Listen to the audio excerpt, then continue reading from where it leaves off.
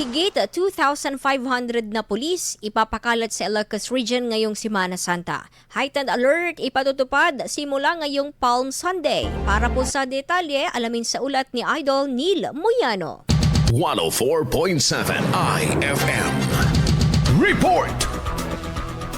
Itataas sa full alert ang buong kapulisan sa Ilocos Region simula Marso 29 kasagsagan ng linggo ng palaspas bilang pagtitiyak ng Police Regional Office 1 o PRO1 ang mas pinaigting sa seguridad kasunod ng pagdagsa ng mga biyahero ngayong Lenten season at summer vacation.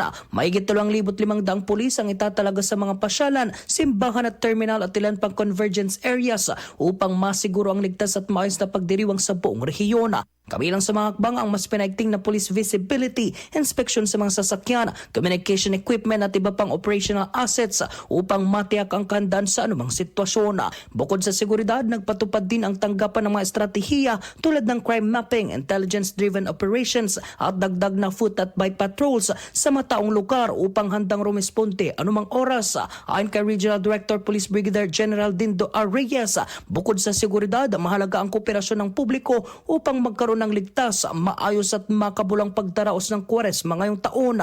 Sa pinalakas na pwersa at kagamitan, inaasahan ang mas mabilis na pagresponde sa emergency, mas ligtas na biyahe at tuloy-tuloy na kapayapaan at kaayusan sa buong Ilocos Region ngayong Semana Santa. Kasama mo mula rito sa IFM Dagupan, ito si Idol Neil Muyano, Tadak IFM. IFM News. IFM News. IFM News.